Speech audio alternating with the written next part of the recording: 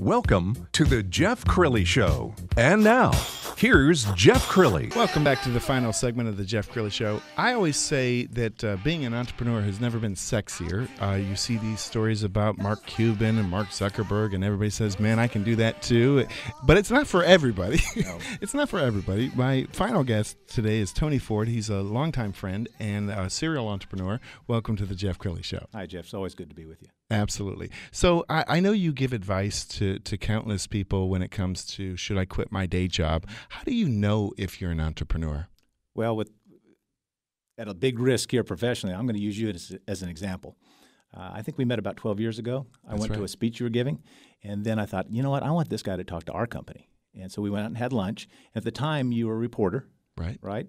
And we're having lunch, and the more you shared about your life, and back then I didn't know you'd won an Emmy. I didn't know you'd done the Edward R. Murrow Award, that your peers had voted you, best reporter in Texas. I didn't know any of that stuff. But I knew you were curious, and I knew every time you came on TV at night, I always enjoyed the depth you brought to the reporting, which, I'm not saying everybody else phoned it in, but you really loved it. I mean, you found the meat inside of the story, and that made it fun for me. So when we were having lunch, I looked at you and I said, you're not going to always be a reporter. And you said, what are you talking about? I love this. I've been doing this for 20 years. I'm at the top of my game. I said, I get all that. But you're an entrepreneur. That's who you are. You've brought entrepreneurship to reporting, but that's not where you're going to end up. And I said, and I'll tell you, I told you so when that happened. So I think it was about 3 years later, my phone rang, and it was you. And you said, hey, Ford. I said, yeah. He says, I got my stuff boxed up, and I'm walking out of the building. That's the actual answer. No, don't quit your day job, but don't deny the fact that you know inside of you that you've got a big dream. Take the time at the front end to surround yourself with people that will foster the dream without quenching your day-to-day paycheck. Right. Surround yourself with those kind of people that will encourage you. The other thing is you can't do too much research, due diligence. When you think you've got a big idea, realize that the whole world is full of very smart people, very smart. But just because they're smart doesn't mean they're necessarily ingenious. Right. Okay? So inside of every niche, there's another niche. And I tell people all the time, if you see an opportunity, just look on the backside of it for the obstacle. And vice versa. If you see an obstacle, look on the backside of it because there's an opportunity. And we mind both sides as entrepreneurs. You come to me with an obstacle, I'm going to try to help you figure out, well, how do we get around that better than the other person? If you come to me with an opportunity, I'm going to say, well, what's the downside? Because if it was so great, everybody actually would be doing it, right? And you had that spark. You had that curiosity, and you'd seen stuff. I mean, you started telling me some of the on-location things, fires and car accidents and stuff that you had to report on. And I mean, it was bad. I mean, it was hard. It was hard on your heart. Right. But you never let that get inside your heart. You saw it for what it was. You were bringing a message to the people. You were delivering a product that would maybe help them prevent a fire or not have that accident with their kids. Right. So, that at the heart of entrepreneurship is what we do. We deliver a product that somebody actually needs. How important is loving what you're doing? Because a lot of people, I hear it all the time. They're like, man, you know how much money they make in the car wash industry? Man, I could just open up some car washes and then I just bank the money. But they don't love car washes. They're doing it to make money. Yeah. Well, you and I both have a common friend, Troy Kunkel, who's in the car wash business, but he's also in the real estate business, and he's also in the gym business. What he loves and what I love, and now what you love, is we love making other people's dreams come true. Mm-hmm. And I hear a lot about, well, you have to have a passion to be an entrepreneur. Well, you have to have a passion to just be alive. Let's face it, getting out of bed in the morning requires a little bit of forethought.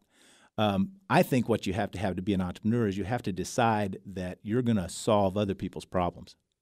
If you're not into that, if you don't actually like to help people, go to work for somebody else because they need somebody to work.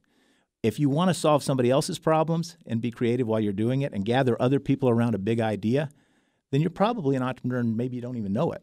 That's awesome. Yeah. Now, you are one of the driving forces behind a contest or a nomination process. Describe that. The actual awards program is called the Entrepreneur of Excellence Awards, and I've teamed up with our mutual friend, Hal Brown, who is the publisher at Fort Worth Inc. magazine and Fort Worth Magazine, great business magazine. I won an award similar to this a few years back, the Entrepreneur of the Year Award from Ernst & Young's for supporting entrepreneurs, other entrepreneurs. And over the years, I've noticed it's gotten harder and harder for anybody to win. It covers a 5-state area, including half of Texas. So, I'm not saying you have to be great and win the lottery, but kind of. And it disheartens people to know that even if they enter, they can't win, or it's hard to win. And so I decided for the greater Fort Worth area, we needed to have a very unique, special Fort Worth award to recognize private business owners for how they take care of their people, and I'm talking about their employees, their customers, and their vendors, how they give back to the community, how they've been financially successful, and what makes their companies unique. So the Entrepreneur of Excellence Awards will recognize all of those things. So far, we have about 150 nominees. Wow, that's awesome. Yeah, and they're all private business owners that are excellent in their own way. Independent judging panel. Nobody sitting around the magazine has anything to do with the judging. We actually bought a software package from a company here in Dallas that does all that. 20 judges, an expert and a non-expert in each category, 10 categories. We'll have 30 finalists and 10 winners. And there's all kinds of cool prizes. We'll produce a 30-second video of each of the finalists that they can use for their promoting their businesses. Big banquet, 400 to 600 of the top business owners in the area. That's awesome. Yeah, it's going to be really cool. If somebody's listening to this right now and they're saying, well, I'm probably not good enough. They're probably looking for somebody bigger than me. Are there any, how do you know if you're right for this award? Well, the best way is to just go to the website, and it's Fort Worth Magazine, so fwtx.com, and click on contests. All the information, frequently asked questions are all there. It costs them nothing. You can nominate yourself. You can nominate somebody else. That takes about a minute. It's all done online. You can fill out the application online. All the rules are right there. I would tell you that as an entrepreneur, I think I've had, 5 companies of my own and a nonprofit. We always have this inferiority complex. We think there's somebody bigger, better, whatever. But the truth is, they're us. We're better than we really think we are. We can't allow ourselves to think we're that good, or we get conceited and haughty and nobody wants to work with us. So we kind of tamp that down. Well, I want to light it up. The only way the people that are moving to North Texas, the people that are aspiring out of the universities we have here, the great schools, TCU, SMU, UTA, the only way they're going to have role models to aspire to is if we shine a spotlight on the entrepreneurs that are doing it the right way. And that's what Entrepreneur of Excellence does. The thing you did story time earlier talking about me, and my earliest memories of you is that you have this heart of a teacher. You really like to share this passion of starting your own company with others. And I can tell you're just fully alive doing this, aren't you? Well, I'm 62 years old, and I'm having more fun helping, mentoring other business owners than I've really even had starting my own. When I started the Business Assistance Center 20 years ago in Fort Worth, we had lost 50,000 jobs. And there wasn't a place like that where you could just go in and learn how to start your business. Now it's got an incubator. I went around and replicated that in, I think, 25, 27 other cities. They never even knew it was a Fort Worth thing. They just knew it was cool with the Kauffman Foundation. Everybody has some kind of gift. My gift is seeing the brilliance in other people. I don't really think there's much in me, but I can look in a room and I can say, okay, that person is really special. What are they special? The lady that you had just now, right? She is so on fire to do this business with her daughter. Isn't that cool? It is. I want those people to win. I mean, that's what I want. I want them to win. The more the good guys and girls win, the more the bad guys can go someplace else. Right. I don't like to see people take advantage of other people in business. It stinks up the place. It sends all the wrong messages to the young people. It's just not the right way to do things. Somebody told me once, if you're going to make mistakes as an entrepreneur, make small mistakes. Yeah, and make them quick. Make them as quick as you can and shake it off. I mean, nobody's going to be perfect, right? Right. When you have that Jerry Maguire moment and you walk out of the office with your box and the goldfish, whoa, it's scary. And the key is have a bigger box. Don't walk out with a little bitty box if you put a lot of stuff in there. I think one of the mistakes, there's a lot of mythology around entrepreneurship, but one of the mistakes that entrepreneurs make is they don't bring in trusted professionals early enough in their evolution of growth. And when I say trusted, I mean people that the person who's already spent money with them and can say, look, I've worked on a project, I've spent my own money, they deliver on their promise.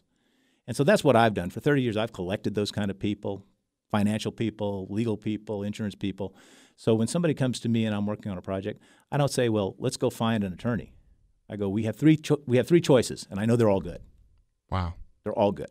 How do I know? Because I've written them checks, because they've delivered on the promise to me.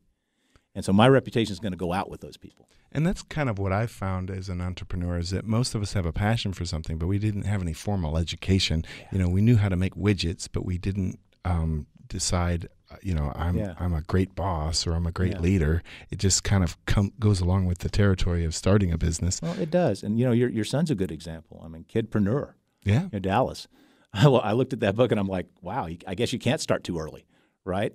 Absolutely. And no, I mean, I think all of us would have probably been ADHD in school if, they had that back when I was coming up. We don't fit in. We don't. And that's okay. So when we don't fit in, some of us just fold up, but the others say, well, then I'll surround myself with other people that want to do what I want to do. That's awesome. We got about 30 seconds left. What's the website? How do people get a hold of you? Easiest way to get a hold of me is my name. It's tonyford.com, TonyFord.com. If you just Google my name, there's a guy that's on death row in Huntsville by the same name. That's not me. Okay. I didn't get out just to do this interview. All right, we're out of time. Okay. Thanks so much, Tony. Thanks, Jeff.